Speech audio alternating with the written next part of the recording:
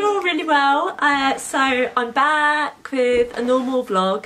My last one was unboxing. I'm really sorry. I have a toddler running around and he's just about to go to bed and his dad's just brought him upstairs. Otis, do you want to come and be on the camera? Stop hitting the sewing machine. Here we go. You might like to see Otis and how big he is now. Here we go. Otis, look at the camera. Look. Say hello. Yeah, he's a very big boy now and very willful and determined and a handful and unreasonable at times. But yeah, he's lovely. Yeah, anyway, I'm just going to go now and get rid of him and I'll be back in a sec. Okay, I'm back and the chaos has gone downstairs for story time before bed. So I thought I'd film this vlog to show you all my fabrics that I've been buying lately. I feel a bit guilty about this. I don't know if anyone else does this, but I haven't had much time to sew at all. And but that doesn't appear to affect my desire to buy fabric. So I've definitely been doing that, but not an awful lot of sewing. So I just thought I'd show you what I've bought, and some things I have plans for, some things not. Yeah, so I'm just gonna jump in and get started. So fabric number one is this gorgeous teddy bear fabric from Like So Amazing.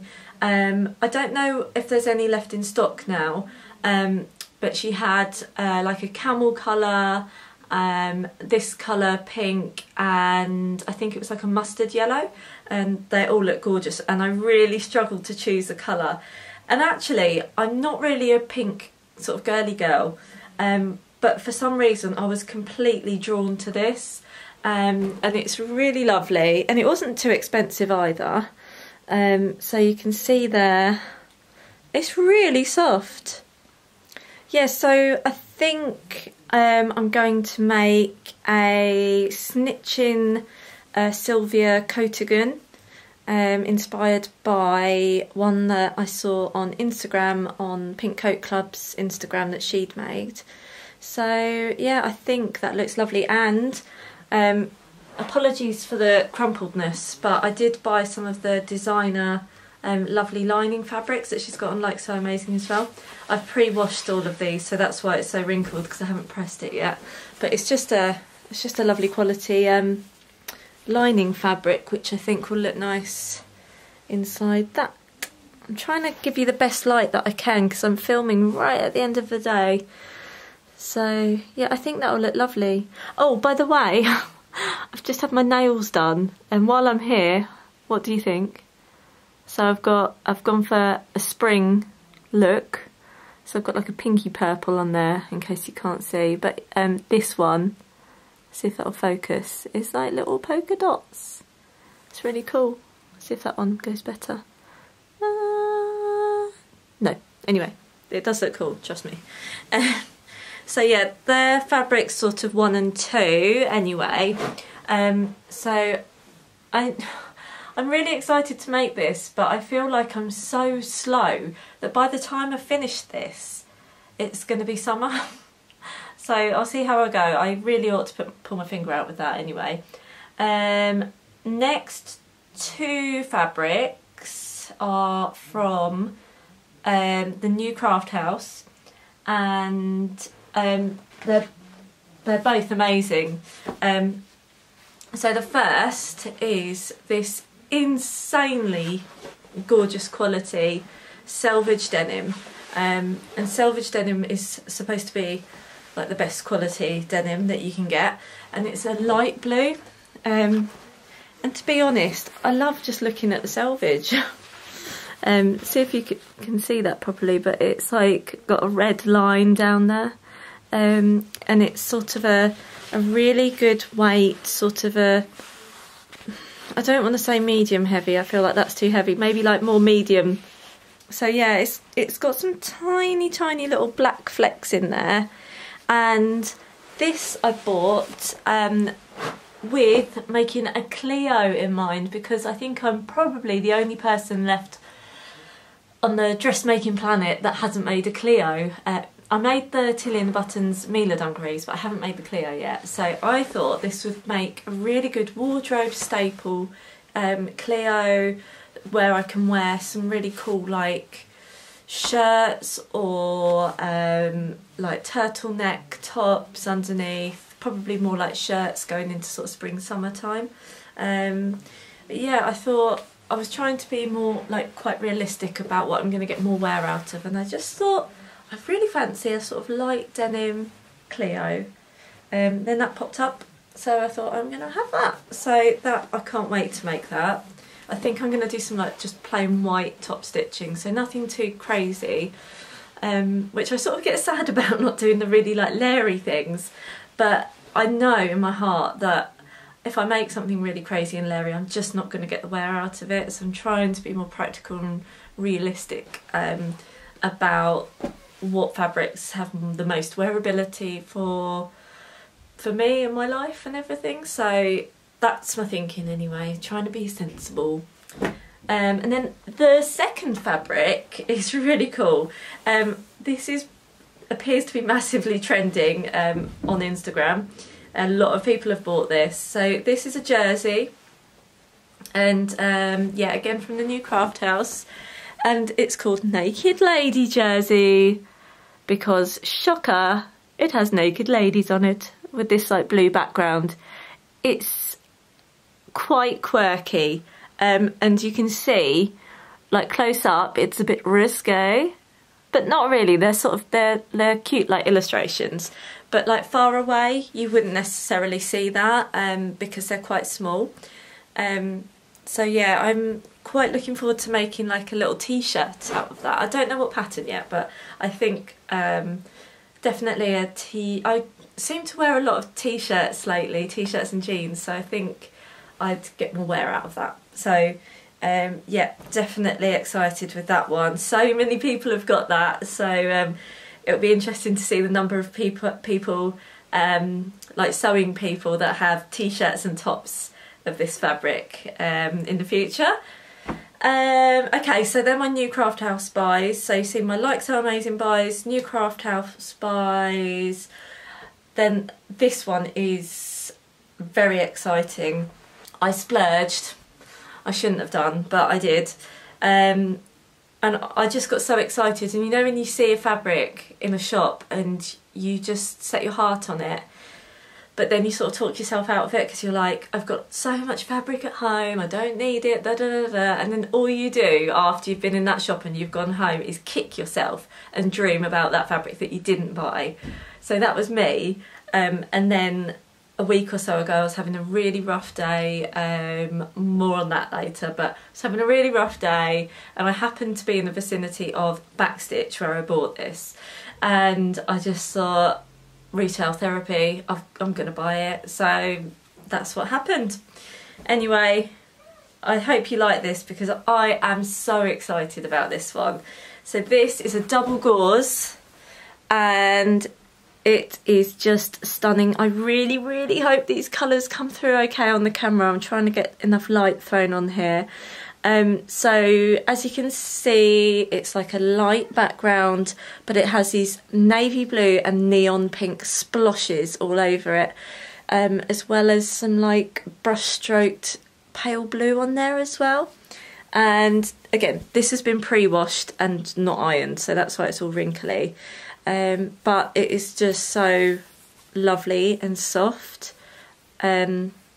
It's a little bit on the sheer side, I will say that, but I do find that with double gauze it's more of a loose weave, so it can be a bit that way. So that's the only downside to this one. So I don't know what I'm going to make. And what if I want to make a dress. I bought 2.5 meters, so I've got enough to make a nice dress. I had in mind a Deer and Doe Myosotis, because I've not made one of those yet, and that is definitely one that's pulling at my heartstrings at the minute. I really want to make that. But yeah, just worried about the sheerness of this.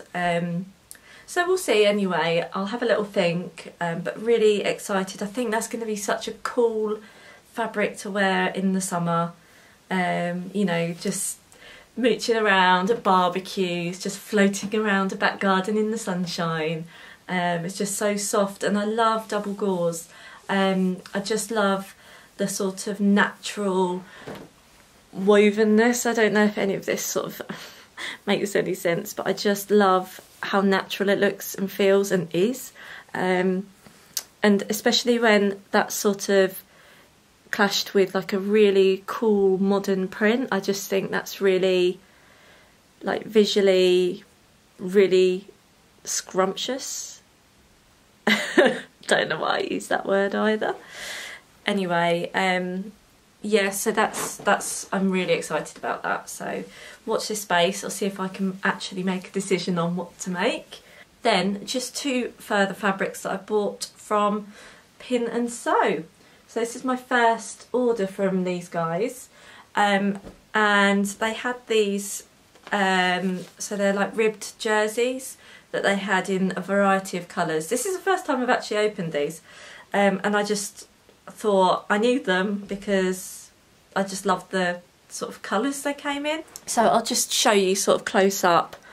So they are a mustard yellow and just a plain sort of grey colour. Again, just trying to think about, you know, the wearability of these, of what I'm making lately, and just making sure I can definitely get the wear out of these things. And this came in this really cute bow, which is really nice, with a branded ribbon on. So yeah, they're not like crazy exciting type fabrics, but I think they're really practical. So yeah, they're gonna probably sit in my stash, to be quite honest, because they are definitely screaming autumn at me. So I don't know if I'll just keep them in the wings until it comes around to sort of late summer, and I want to make lots of like roll neck tops and things like that. They'll be really cool under dungarees and stuff like that. So that's what I'm thinking with those anyway. Maybe like some Tilly and the Button frayers, yeah, or something like that anyway. But anyway, that gets me back to what I'm wearing. So I don't think I've worn this on a vlog yet, so forgive me if I have. I can't remember that I have. So this is a Megan Nielsen Jarrah jumper. I think it was version C on the pattern, if you look at the pattern. And I've made it out of this like sweatshirting that I bought yonks ago from Guthrie Ghani, and I've just clashed it with like a contrast ribbing around the neck and the cuffs. So what you can't really see on here is it's got a tie waist, so it sort of splits out like with these 2 pieces here, and yeah, you can just sort of, I'm standing on my tippy toes to show you. So yeah, I just usually yank it up, tie it up, and then that looks really cool. So yeah, I was really pleased with that. It's got these really nice drop shoulders, so it's sort of got that slouchy, relaxed, comfy feel to it. It's really nice. Sorry, I think someone's like sawing up wood outside. Not us anyway. Yeah, I sewed this ages ago though, so I haven't actually been doing much sewing lately. I've had a really awful bout of, I don't know if you call it a bout, it's not a cold, but I've had a really horrible phase of terrible anxiety. So I think I've mentioned on vlogs before, I suffer with anxiety, and I've been really great for such a long time. And we had to take Otis for a hearing test because his speech, they're not saying it's delayed yet, but it's not exactly where we'd like it to be at the minute. So they, here in the UK, they automatically send you for a hearing test in case there's something going on there. And he did really well in his hearing test actually, but they did find that he had glue ear, which is like really common. So that kind of set me off into this awful spiral of just panicking about his development, and is he normal, and just completely worrying about him. And yeah, it was really awful, and I had so many sleepless nights and just feeling so like panicky and not myself and really awful. But because I think because I've suffered with it for a while, I'm quite good at identifying when it's anxiety, because sometimes I think you don't really rationalise with those awful panicky thoughts, and so it takes for me to sort of, sometimes takes a while, it's not immediate, but I can usually start to recognise that, hey, that voice, it isn't you, it's the little demon of anxiety that's shouting all these horrible things and you're sort of believing in them. So I've sort of talked myself back from that, and yeah, I've been doing really well now. So it was maybe like a week and a half of feeling pretty awful. And so yeah, pleased to report that I'm doing a lot better. Yeah, it's been a bit of a rubbish little bit of time, but yeah, so I have been trying to get into the sewing room, which, to be honest, when I've been suffering anxiety, it's like, you know, it's a really good thing to do, just to get into the sewing room, just to, even if I just force myself in here and just look at the fabric, stroke the fabric, look at patterns and get some inspiration, you know, that's such a good distraction and outlet that just distracts from the anxiety demon. So the trouble is, when I've been feeling really awful, coming in here is the last thing I wanted to do. I just wanted to curl up in a ball and panic and Google things about toddler development and just terrify myself about Otis. And that, you know, it took a while, but I forced myself in here, and actually Harvey's brilliant at doing this, you know, go and have a little, you know, 10 minutes in your sewing room, because even 10 minutes is great. So yeah, I've made my way back in here and I've been doing some little things. So I thought I'd just show you. It's nothing much, I don't have anything finished, but I have been you know, working on these little bits and pieces and just sort of tinkering away on some little things that have been just great to distract from the negativity in my head. So so I'll just show you. I mentioned before that I'm making a Sew Over It, or Lisa Comfort cocoon coat, which came with the first edition of the Lisa Comfort magazine. So this is my fabric, and it's a peach like twill coating from Ray Stitch. It's so gorgeous, guys. It is just stunning. And this isn't normally a sort of colour I would go for, but again, it's one that I don't know, I was just really drawn to it for some reason. And actually this will be perfect for springtime. So what I've been doing is working on the welt pockets, because I was just thinking, I am not making a coat without pockets, because that's not worth it. So I knew I wanted to make the pockets anyway, so I'm pretty pleased with how that's turned out. So yeah, it's looking really nice. There's some Atelier Brunette viscose inside there. So yeah, I'm really pleased with that. So I've got the other welt pocket to work on, and once I've done those I can work on the actual coat construction. So hopefully it won't be too long, because, you know, like I was saying about the Sylvia Coatigan, it's not going to be long and I won't be wanting to wear, you know, jackets and coats and coatigans because the weather will warm up. So yeah, that's kind of where I'm at, guys. Sorry about the like pouring out about anxiety, but I'm really open book about this sort of stuff, because I really firmly believe that we all should talk about these things a bit more.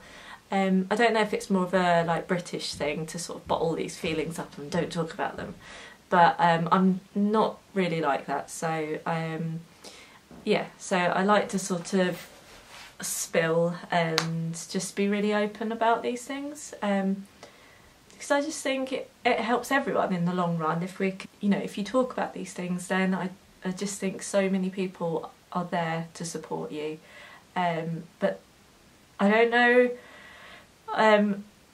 but I for one am incredibly good at masking it, I know that. So, and once you start talking about it, I always am so surprised at the number of people that do suffer with this, and you wouldn't ever have any idea, but internally the demon is there, so you know, it's good to talk, as my grandma would say. Anyway guys, that's just a little update from me, and I'll be back again really soon, hopefully showing you some finished coats. I started this yellow dress that you can sort of see in the background here. I need to finish that, so I think my bad habit with sewing at the minute is starting but not finishing projects, so hopefully very soon there'll be a number of actual finished garments. So anyway, thank you so much for watching guys, and I'll see you again really soon. Take care, bye!